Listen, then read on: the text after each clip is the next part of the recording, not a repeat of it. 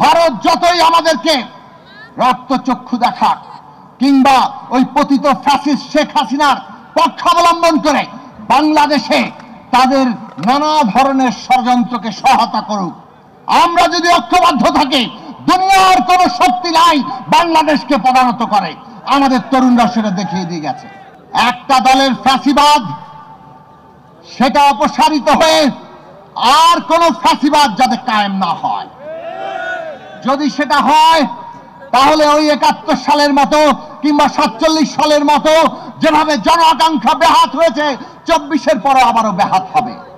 ন্যায় বিচার হবে নতুন বাংলাদেশের যাত্রার প্রধান ভিত্তি। ন্যায় বিচার প্রতিষ্ঠা হতে হবে।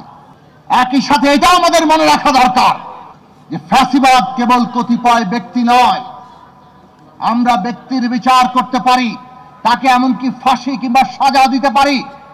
মনে রাখা দরকার ফ্যাসিবাদ একটা ভাবাদর্শ, ফ্যাসিবাদ একটা ব্যবস্থা, একটা চিন্তার পদ্ধতি, এমনকি একটা রাজনীতি। কাজেই ফ্যাসিবাদী যে ব্যবস্থা, যে ধ্যান ধারণা, যে ভাবাদর্শ এবং যে রাজনীতি, তাকেও আমাদেরকে মোকাবেলা করতে হবে। তার বিপরীতে গণতান্ত্রিক জায়গা দাঁড়াতে হবে। একটা দলের ফ্যাসিবাদ সেটা অপসারিত হয়ে আর কোন ফ্যাসিবাদ যাতে কায়েম না হয়, যদি সেটা হয় তাহলে ওই ৭১ সালের মতো কিংবা ৪৭ সালের মতো যেভাবে জন আকাঙ্ক্ষা ব্যাহত হয়েছে ২৪-এর পরে আবারও ব্যাহত হবে। আর সেইটা যদি আমরা ব্যাহত করতে না চাই, আগামী দিনের বাংলাদেশ হবে একটা নতুন রাজনৈতিক বন্দোবস্তের উপর দাঁড়িয়ে, আর সেই বন্দোবস্ত গণতান্ত্রিক বন্দোবস্ত। এইটাই আমাদের ২৪-এর গণ অভ্যুত্থানের, ৭১ সালের বাংলাদেশের, ৪৭-এর পূর্ব পাকিস্তানের মানুষের আকাঙ্ক্ষা। ইতিহাস প্রজন্ম থেকে প্রজন্মে বয়ে চলেছে, আমরা সেই ইতিহাসকে ধারণ করতে পারবো কিনা এটাই আগামী দিনের বাংলাদেশের ভবিষ্যৎকে রচনা করবে। আর সেই ভবিষ্যৎ যদি রচনা করতে চাই, আজকে বাংলাদেশে ৩টি বিষয় খুব গুরুত্বপূর্ণ।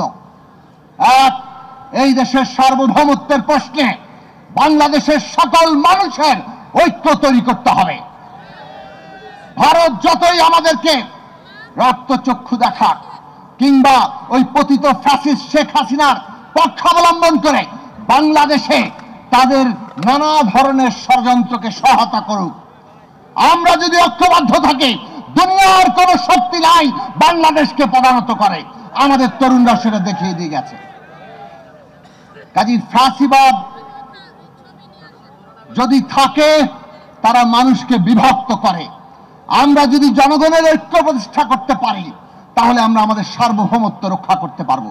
আর জনগণের ঐক্য প্রতিষ্ঠিত হয় গণতান্ত্রিক ব্যবস্থার মধ্য দিয়ে। সেইটা আজকে বাংলাদেশে প্রমাণিত হয়েছে। একটা গণতান্ত্রিক যাত্রার মধ্যে আমরা আছি, সেই যাত্রাকে ধ্বংস তারা করতে চায়। আমাদের সবার সেই গণতন্ত্রকে রক্ষা করা দরকার। ওরা আমাদের বিরুদ্ধে ষড়যন্ত্র করছে।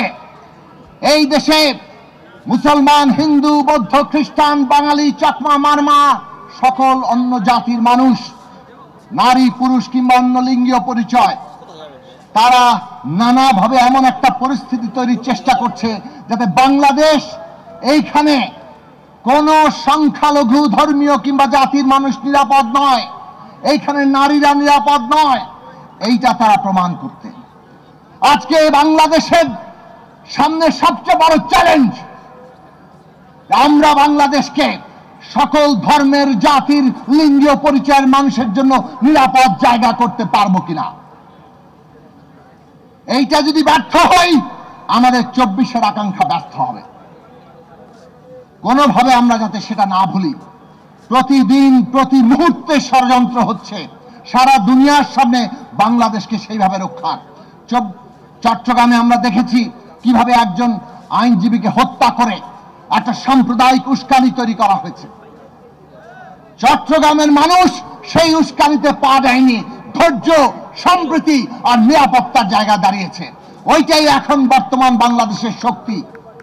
আসুন সকলে মিলে সকল ষড়যন্ত্র এবং উস্কানি নস্যাৎ করে দেই, সাম্প্রদায়িক উস্কানির বিরুদ্ধে সকল মানুষের নিরাপত্তা মর্যাদাকে আমরা সামনে ধরি, সেটাই আমাদের বাংলাদেশের ভবিষ্যতের যাত্রাবিন্দু হবে।